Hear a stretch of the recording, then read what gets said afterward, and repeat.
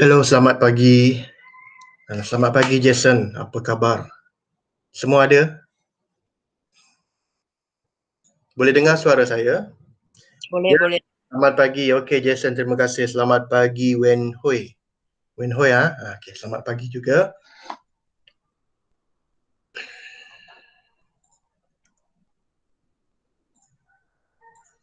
Okey.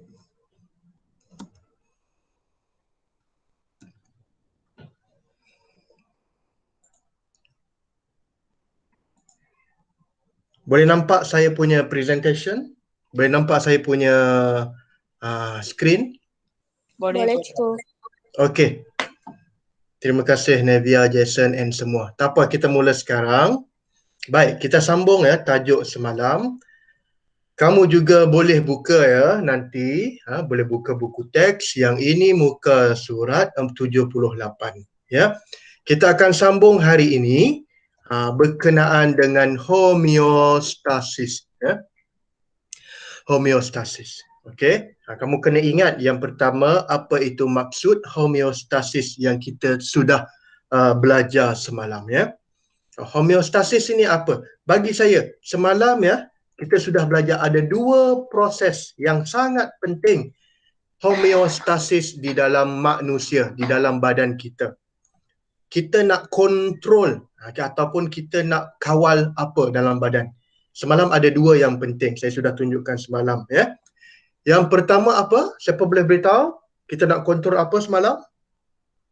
Yes, Jenny, Nevia. Ada dua semalam, betul? Yang pertama, kita nak mengawal apa? Nevia, Jason, siapa? Cepat. Ada dua semalam. Badan kita hendak mengawal apa? Ataupun kontrol. Cuba tengok muka surat berapa? Muka surat 77 saya rasa. Betul tak? 77 dengan 76. 74 dengan 75. Salah. 74, 75. Ada dua kawalan ataupun ada dua kontrol di sini. Cepat. Siapa boleh bagi sebelum saya tambah? Okey. Yao Kuo Eng betul ke Kuo Eng? Yao Kuo Eng ke Kuo Eng Yao Kuo? Nama dia apa sebenarnya? Eng Yao Kuo. Eng Yao Kuo itu sebab di sini dia macam terbalik tidak apa sebab ini Amerika punya kan, dia terbalik. Okey, Eng Yao Kuo. Okey, betul. Eng Yao Kuo betul. Mengawal atau suhu. Ya, betul. Itu yang pertama. Yang kedua, semalam kita dah belajar mengawal apa? Satu, suhu. Yang kedua ialah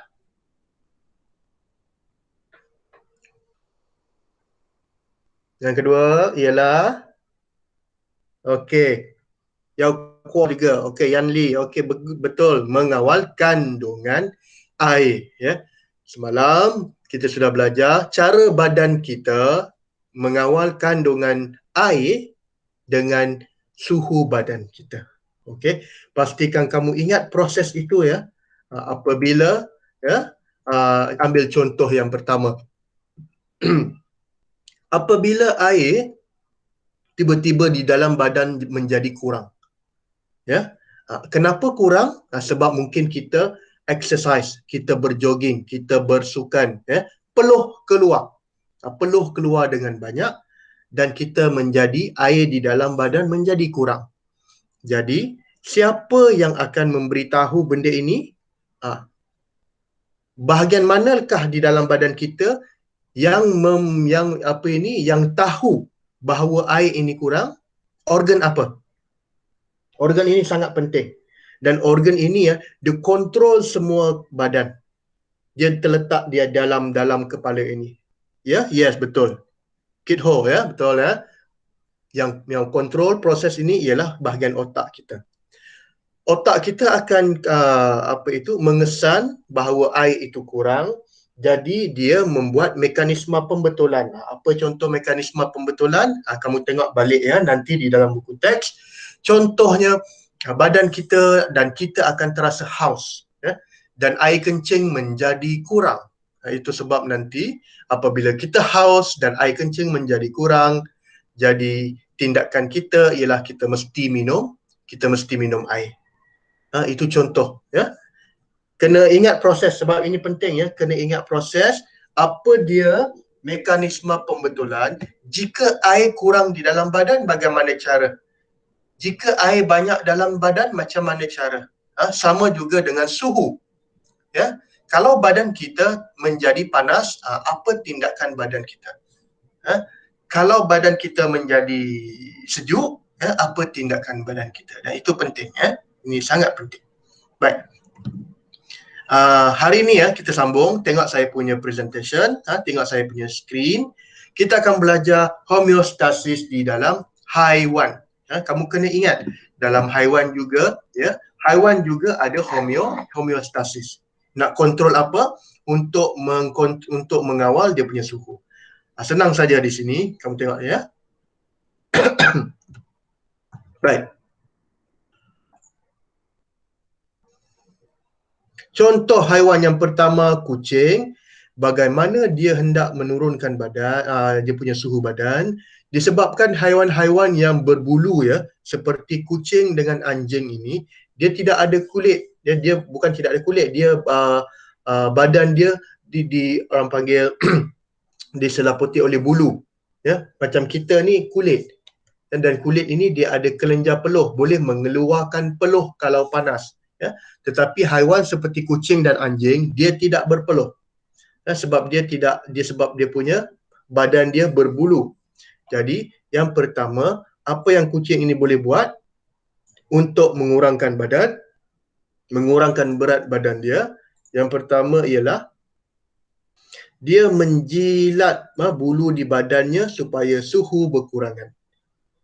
Okey, menjilat bulu di badan supaya suhu menjadi berkurangan. Ini yang pertama. Ini untuk kucing, ya, kamu kena ingat.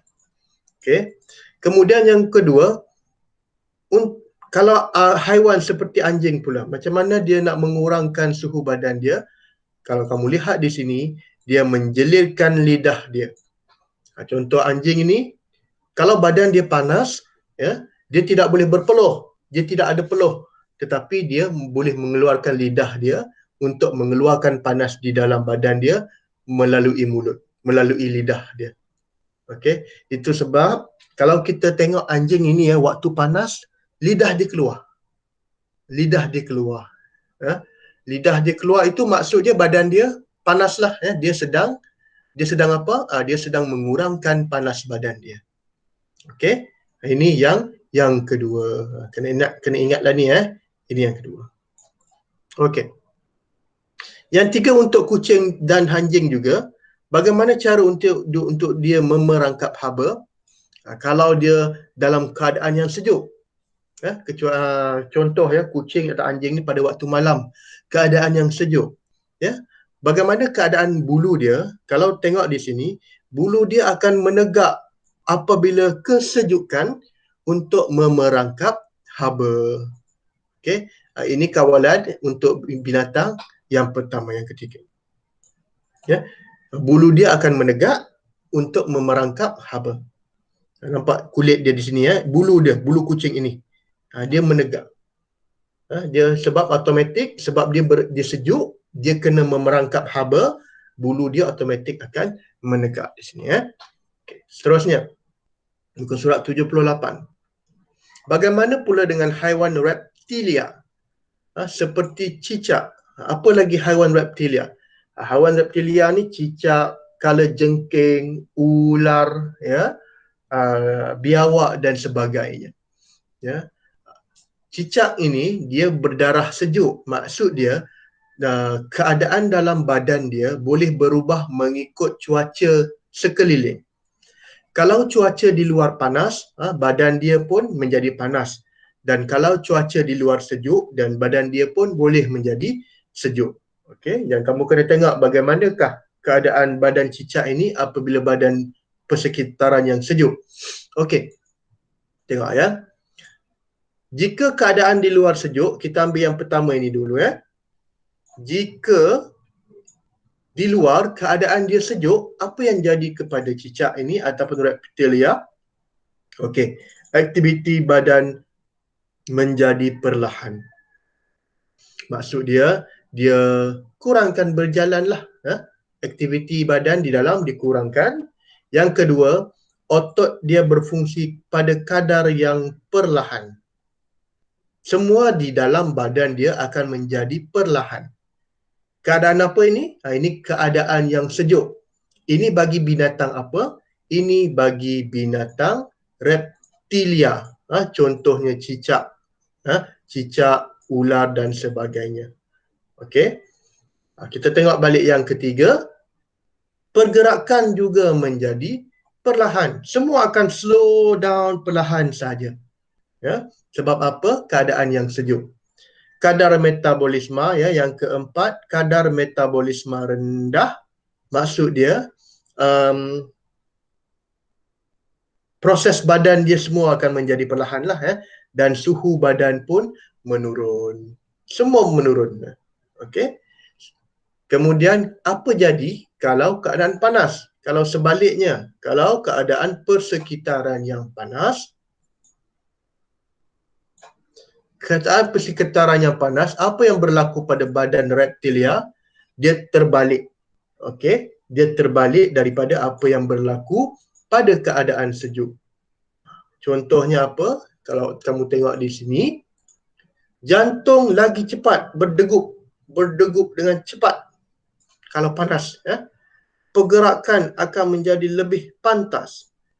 Kadar metabolisme cepat dan suhu badan pun meningkat. Dia terbalikkan sahaja. Kena pastikan ini betul, ya. Kamu kena ingat ini. Kalau pada reptilia, ya, ini pada reptilia. Ya, kalau pada kucing yang tadi kita sudah belajar, kalau pada anjing yang badan dia berbulu pun kita sudah belajar tadi, ya. Mamalia biasanya suhu badan dia maintain, ya. Suhu badan dia maintain kalau mamalia. Okey. Dan kalau mamalia ataupun burung, suhu badan dia tak boleh berubah. Dia mesti berapa normal? Siapa tahu? Semalam saya sudah beritahu. Suhu badannya normal berapa? 30? 30 berapa semalam? Siapa boleh beritahu? 37. Ya, betul Yanli. Navia, 37 betul? Ya, betul. 37 darjah Celsius. Itu untuk apa itu? Suhu yang normal. Itu untuk mamalia. Mamalia seperti apa? Seperti manusia, kucing, anjing, kemudian burung-burung, ya. Tapi kalau reptilia seperti cicak ini yang kita tengok sekarang ini, dia boleh berubah suhu dia. Kalau cuaca di luar sejuk, badan dia pun akan menjadi sejuk. Dan kalau cuaca panas, badan dia pun akan menjadi panas. Ini special lah reptilia. Okey. Tengok yang seterusnya. Bagaimana pula dengan binatang seterusnya? Kita tengok dalam buku teks ni saja, ya. Kalau siput babi pula, ya, ataupun lebah, bagaimana untuk mengekalkan? Okey, untuk siput dia akan menghasilkan bendalir ya, menghasilkan bendalir. Bendalir ni kalau kamu pegang siput ini, dia macam melekit-lekit, macam ada satu lembap cecair macam gam di atas badan dia. Kan kalau setengah orang kalau pegang akan rasa geli, kan. Okey, dia menghasilkan bendalir dan mencari tempat yang lembap untuk mengurangkan penyejatan air. Okey. Itu sebab siput ini dia berada di tempat-tempat yang gelap, ya. Biasanya tempat yang gelap ini dia lembap lah. Dia ada air. Tempat yang lembap, yang contohnya di dalam tandas, kan, di dalam lubang-lubang yang gelap, di mana tempat itu ada air, dia suka duduk di dalam tu. Termasuk juga katak lah. Katak pun duduk tempat yang gelap dan lembap, ya, untuk mengelakkan apa? Untuk mengelakkan air daripada hilang daripada badan, ya. Okey. Kemudian kalau lebah pula contohnya, lebah ini dia mempunyai kulit yang berlilin.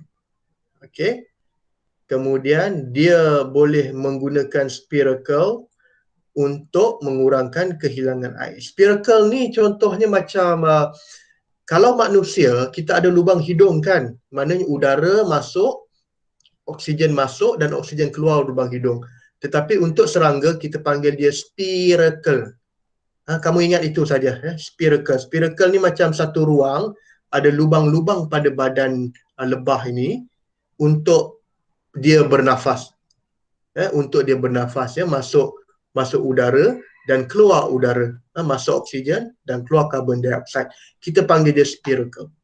Okey. Jadi spiracle ni terbuka dan tertutuplah macam hidung. Tapi hidung dia tidak buka tutup, kita keluar nafas dan masuk nafas. Tapi spiracle ini dia boleh buka dan dia boleh tutup.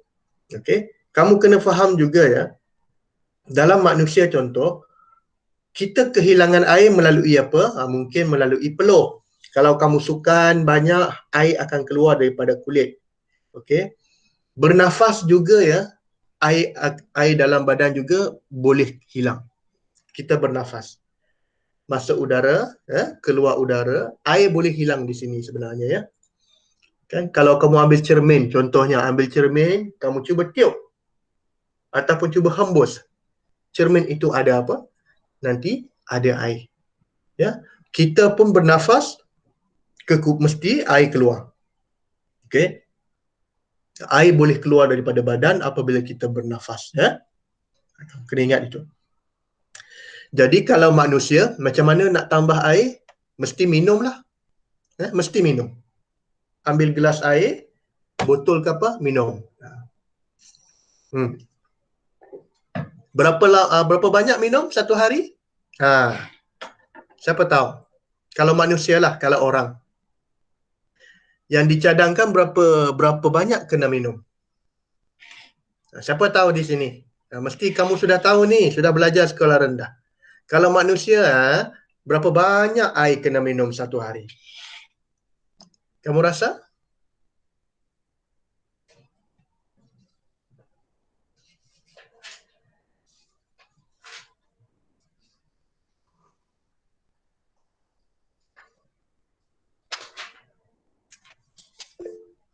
Lapan gelas, Tiong Yan Li. Ya, itu yang dicadangkan. Betul, 8 gelas. Ya. Kalau hari yang lagi panas, lagilah kamu kena selalu minum air. Okey. Jangan risau, minum banyak air tak apa. Sebab kalau badan kita ada banyak air, nanti kita akan rasa apa? Kalau terlalu banyak air dalam badan kita akan beritahu, otak kita akan beritahu, ada banyak air. Jadi, macam mana nak buang? Nak buang, pergi tandas lah. Ya? Kalau nak buang, pergi tandas untuk buang air. Itu kalau banyak air. Ya? Tapi, jangan kamu tahan pula. Kamu faham apa saya cakap? Kamu tahan, kamu tak mau buang. Itu sangat bahaya ya. Jangan buat begitu. Kalau rasa mau pergi tandas, hendak buang air, sudah tak tahan, mesti buang ya, sebab bahaya. Ya. Air itu yang disimpan ya, dia tak boleh banyak air dalam badan, mesti kena buang. Okey. Samalah juga dengan kalau kita kurang air. Kalau badan kita kurang air, apa kita buat?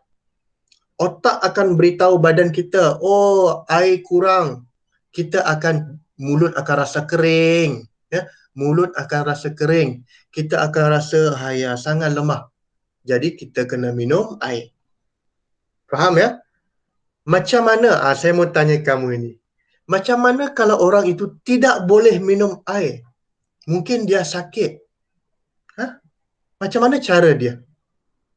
Dia tak boleh minum air, dia tak boleh ambil air, dia tak boleh ambil botol air, dia tak boleh minum sendiri. Macam mana nak bagi air? Boleh ke tak boleh? Kalau orang itu sakit ataupun orang itu koma, boleh tak bagi dia minum air?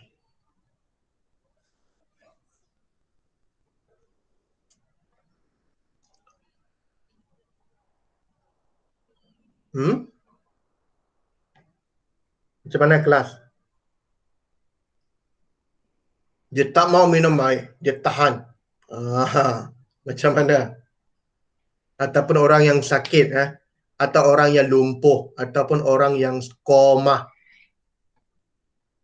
Macam mana mau bagi dia minum? Hmm.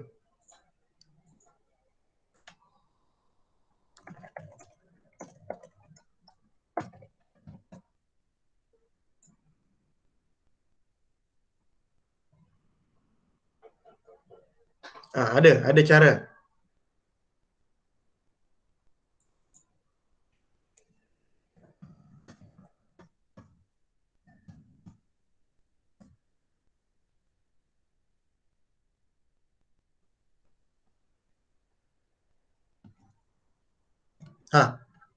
Tak tahu macam mana.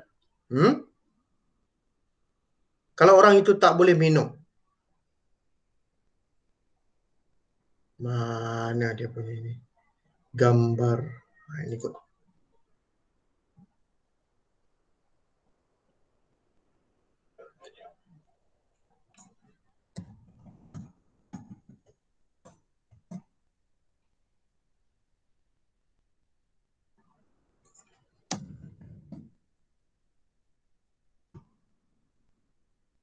Ada idea. Titisan air. Oh, titisan air. Nak titisan air macam mana?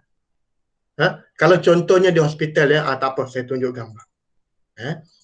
Kalau orang mungkin ya, dia kena minum air ya, dia mesti ada air yang cukup dalam badan walaupun dia tidak sedarkan diri. Kamu tahu apa maksud tidak sedarkan diri? Mungkin dia sakit, mungkin dia accident, dia tidur saja. 1 minggu, 2 minggu dia tidur. Dia tak boleh minum air sendiri.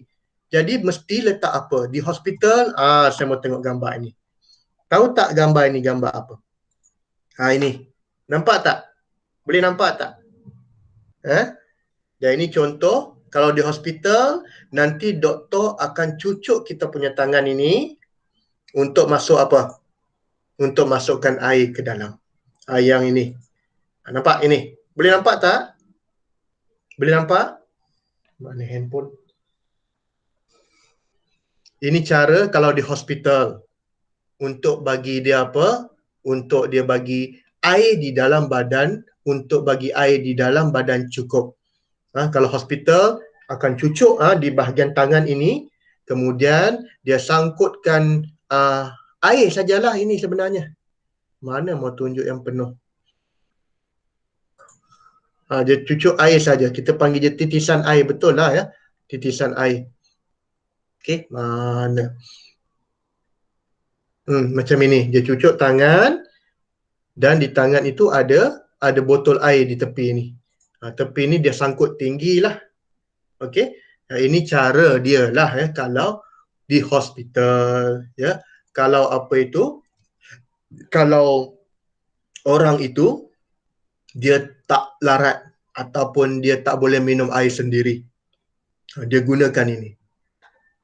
Okey. Bukan masuk melalui mulut lah ya. Dia masukkan air melalui dia cucuk kita punya tangan, cucuk tangan di sini, jarum, air akan masuk melalui situ. Dan kita tak, dan badan kita automatik adalah. Okey. Ini kalau air masuk, macam mana air mau keluar kalau orang itu tak sedar? Macam mana pula air dia nak keluar? Siapa tahu? Ini kalau air masuk kan? Kelas?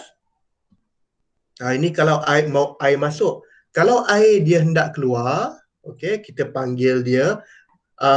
Doktor ya mungkin akan letakkan satu yang kita panggil ini. Ini. Dia letakkan di tepi katil ada satu beg dan dia ada tube dan tube ini pergi ke dia punya tempat keluar air kencing lah. Ini. Okey. Diagram.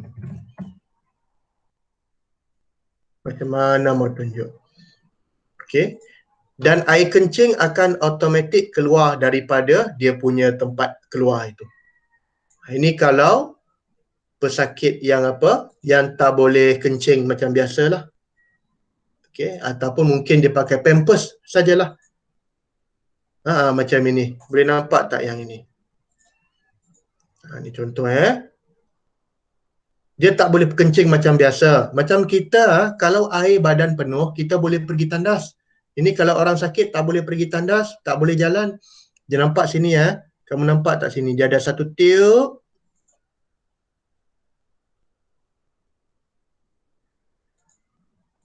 Okey. Dia ada satu tiub di sini. Pergi ke mana? Ini bawah ini pergi mana? Ini pergi dia punya itulah dia punya tempat kencing dia di sini Jadi air kencing tu akan masuk dalam beg. Okey. Ini kalau orang yang sakit. Orang sakit akan jadi begini. Boleh faham Sebab kalau sudah banyak air dalam badan, tak boleh simpan, mesti keluarkan. Okey. Boleh faham Okey.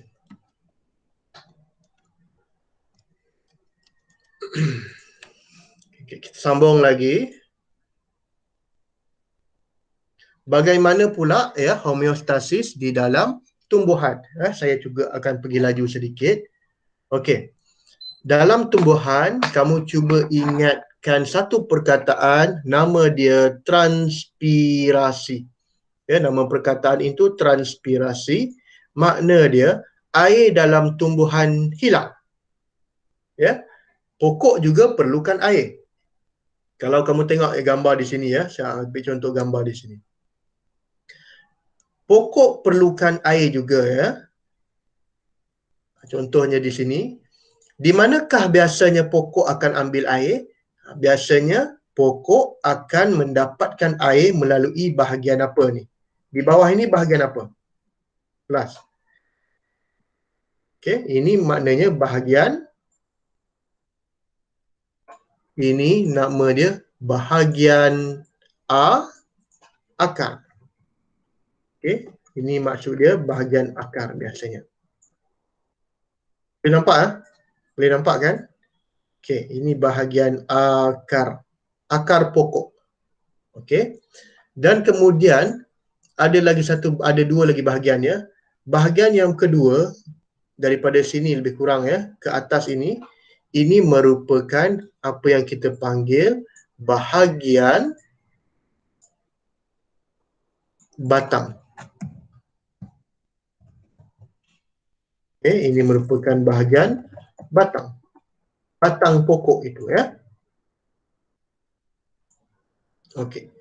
Kemudian bahagian yang ketiga kamu kena ingat, kena pastikan ialah bahagian yang di atas ini.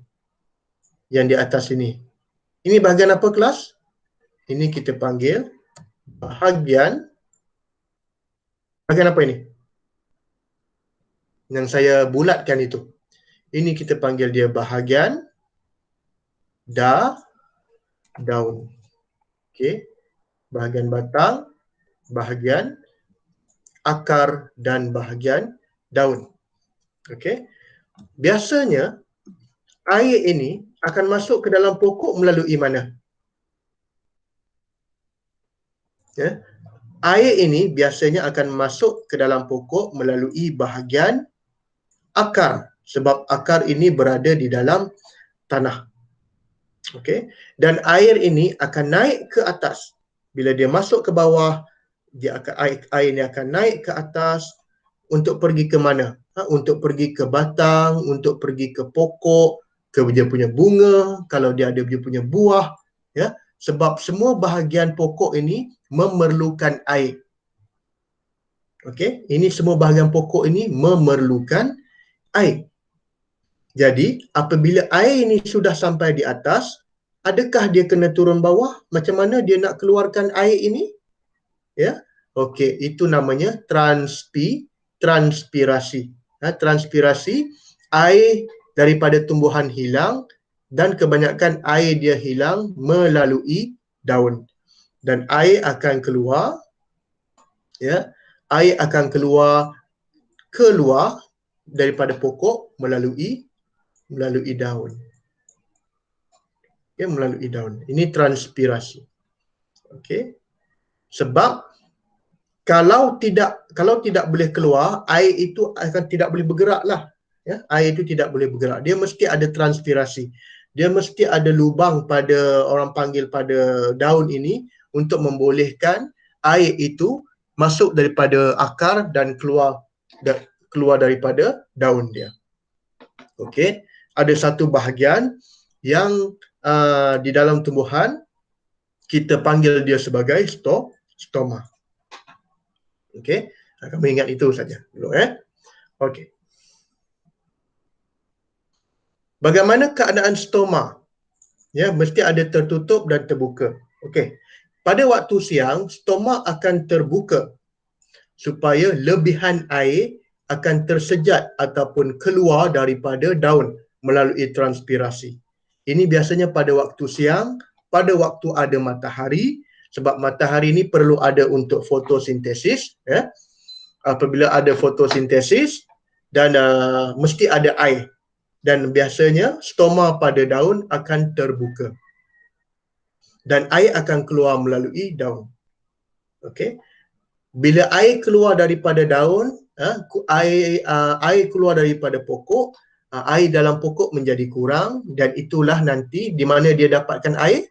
Dapatkan air daripada akar Baik. Kemudian kalau suhu yang terlalu tinggi, stoma ni akan tertutup. Stoma akan tertutup untuk mengurangkan air. Sebab kalau dia sentiasa buka, kalau stoma ini sentiasa buka, stoma ni sebenarnya ada banyak di dalam air. Saya tunjukkan satu gambar stoma. Stomata. Okey. Ini contoh stoma. Kalau kita besarkan, ambil mikroskop, ini contoh stomata. Okay, dan stoma ni dia ada banyak, bukan satu saja dia ada banyak di dalam daun. Kamu kena ingat, stoma ni tempat di mana air itu keluar. Apa nama proses air keluar daripada tumbuhan? Kita panggil dia transpirasi. Nampak ada banyak jenis stoma di sini. Ini yang kalau kita besarkanlah kita gunakan mikroskop, kita boleh tengok gambar-gambar stoma. Okey. Apa yang jadi kamu rasa kalau stoma ini sentiasa terbuka, dia tidak tutup. Dia buka saja stoma ini. Okey. Dia akan jadi, pokok ini akan jadi layu. Apa itu maksud layu?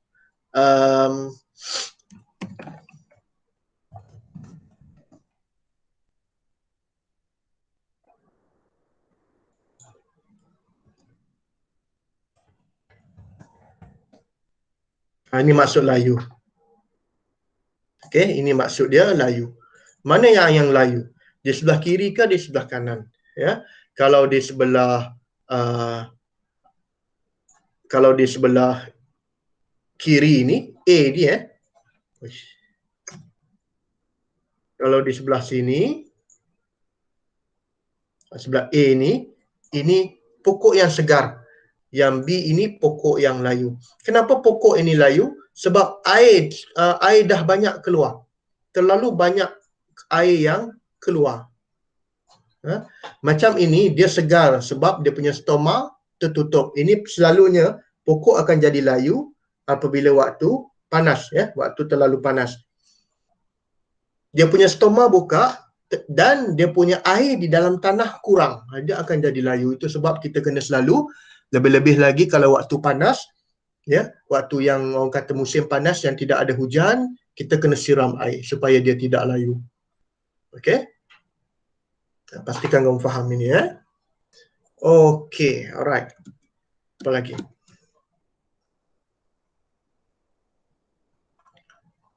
Okey, yang ini kamu boleh baca sendiri. Apakah kepentingan homeostasis kepada manusia? Homeostasis ini penting sebab kalau tidak ada homeostasis, fungsi badan kita tidak boleh berlaku dengan baik. Okey? Bertujuan untuk menyediakan satu keadaan yang optimum supaya badan dapat menjalankan fungsinya dengan cekap. Kalau kita badan terlalu panas ya, kita akan rasa lemah, kita akan rasa mau letih. Ya, itu sebab macam mana, kenapa rasa lemah? Sebab badan kita ini dia tak boleh terlalu panas. Tak boleh terlalu sejuk pun tak boleh. Jadi homeostasis ini maksud dia mau balance, mau jadi dia, orang panggil dia seimbang antara panas dan sejuk. Kalau kita badan tidak terlalu panas, tidak terlalu sejuk, dan kita akan badan kita akan lebih stabil, lebih sihat. Ya, sama juga dengan air. Air pun tidak boleh terlalu banyak dan tidak boleh terlalu kurang. Okey. Kita kena bersyukurlah ya, homeostasis menyebabkan persekitaran badan dapat dikawal dan dikekalkan dan keadaan yang seimbang. Ya. Bayangkan kalau tidak ada homeostasis, ya, jika tidak ada homeostasis, macam mana kita nak kurangkan panas badan kita? Macam mana kita nak kurangkan sejuk badan kita? Mungkin kamu boleh cakap, kalau nak kurangkan panas, bukalah kipas, ya, bukalah aircon, kan? Kalau kita terlalu sejuk, pergilah dekat api, kan, bagi dia panas. Boleh juga. Tetapi kita kena homeostasis juga menolong ya, untuk membantu kita di dalam apa orang panggil, untuk mengekalkan keseimbangan proses badan. Okey. Dia mesti ada automatik begitu ya. Right. Ada soalan sebelum saya habiskan di sini? Sekarang 9.25. Okey. Kalau latihan dan sebagainya saya akan bagikan di dalam Telegram group. Sekarang pukul 9.25. Jadi saya akan habiskan kelas online di sini. Kita jumpa besok ya. Besok kita ada kelas hari Jumaat. Dan saya berhenti setakat ini sahaja ya. Nanti saya akan bagi video. Video macam biasalah, saya akan bagi video dalam grup Telegram. Okey. Terima kasih. Kamu boleh keluar kelas sekarang. Okey, bye-bye. Terima kasih cikgu. Bye-bye. Bye-bye. Terima kasih. Terima kasih cikgu. Terima kasih sama-sama.